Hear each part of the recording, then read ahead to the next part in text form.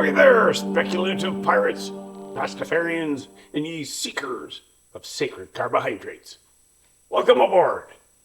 I be Captain Dread Pyrate Higgs, humble host for the Church of the Flying Spaghetti Monster of British Columbia, and licensed purveyor of spiritual marinara.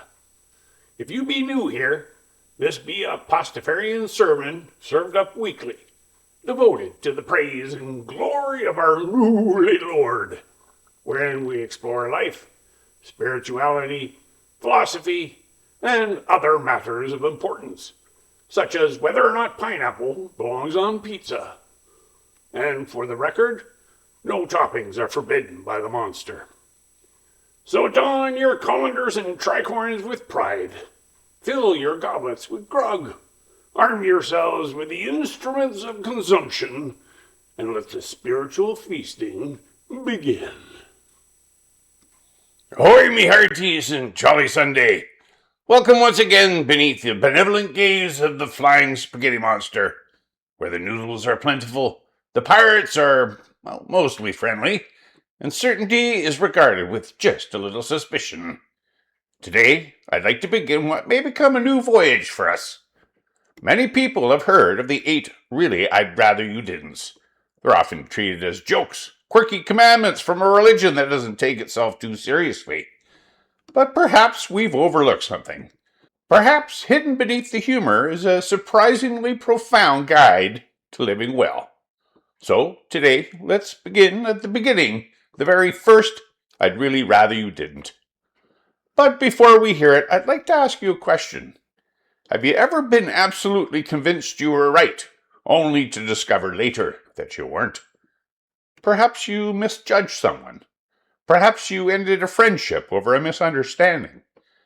Perhaps you believed that a rumor was true that wasn't.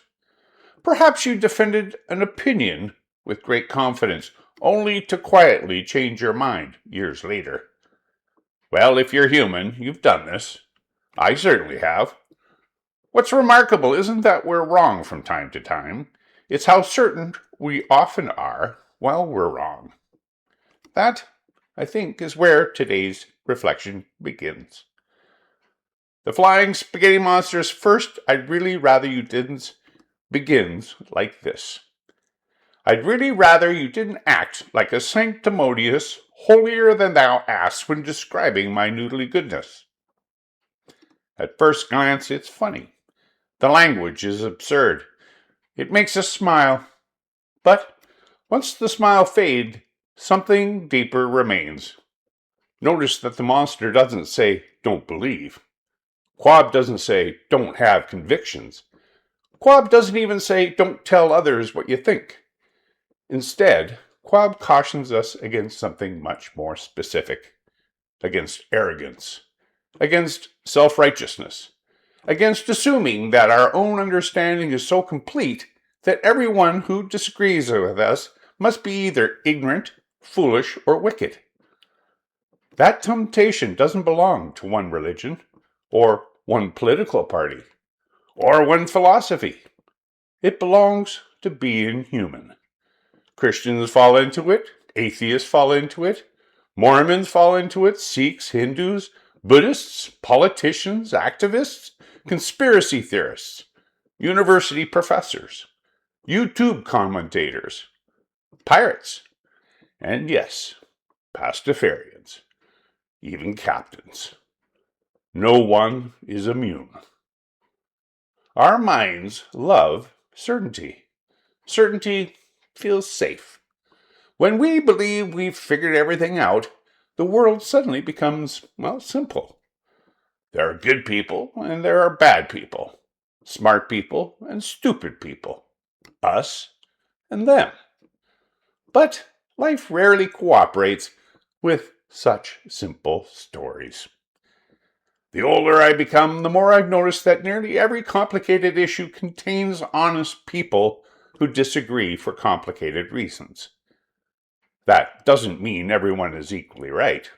Far from it. Some ideas are better supported than others. Some claims are plainly false. Some actions are plainly harmful. Humility isn't pretending that every opinion deserves equal respect. Humility is remembering that I might still have something left to learn. One of the greatest dangers isn't ignorance. Ignorance can often be cured with education. The greatest danger is certainty, because certainty stops asking questions. Once we've become convinced we've reached the end of understanding, curiosity quietly packs its bags and leaves for the station. That's when conversations become lectures. That's when disagreements harbor enemies. That's when we stop listening altogether. I've noticed something else. The people who most change my own mind rarely shout it. They asked questions. They invited me to consider another possibility. They treated me as someone capable of discovering truth rather than someone who needed to be defeated. Perhaps that's one reason humor can be such a powerful teacher. Humor slips past our defenses. It allows us to laugh before we realize we're actually laughing at ourselves. Pastafarianism has always understood this. The joke isn't the destination. The joke is the doorway. There is a phrase I've become rather fond of. I even find myself wanting to use it more often in my own life. By Quab's holy colander, think it possible that I may be mistaken. Not because I or you are, not because our beliefs don't matter, but because leaving a little room for doubt leaves room for growth. The person who cannot imagine being wrong has already stopped learning. The person willing to examine their beliefs has already begun becoming wiser. Perhaps that's the hidden wisdom hidden inside the first I'd really rather you didn't. Not that certainty is evil, but that humility is beautiful. Not that conviction is dangerous, but that arrogance is. And maybe the flying spaghetti monster isn't asking us to think less. Maybe Quab is inviting us to think better, to argue honestly, to listen generously, to laugh, including at ourselves. And to remember that every one of us carries a colander with holes in it. None of us catches the whole truth, only pieces. So this week, before correcting someone, before assuming another person's motives, before deciding you finally figured everything out, pause, smile, take a breath,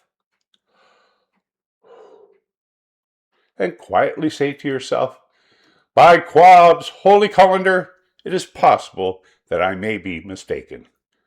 If more of us did that, I suspect there would be fewer arguments, more conversations, and perhaps just a little more kindness in the world.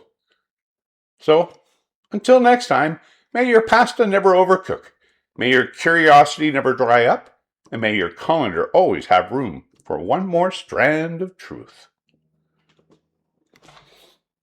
Ramen.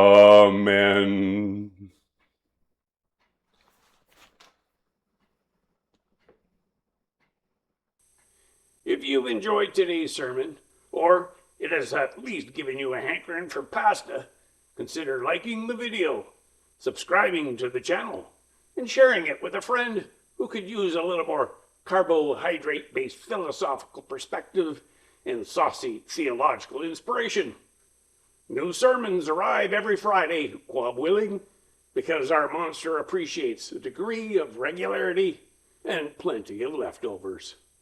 Until next time, may you be touched by his noodly appendages, sated by his zesty sauce, and cradled in his comfy colander. Fair winds, following seas, and as ever, ramen. Aye, aye, and goodbye.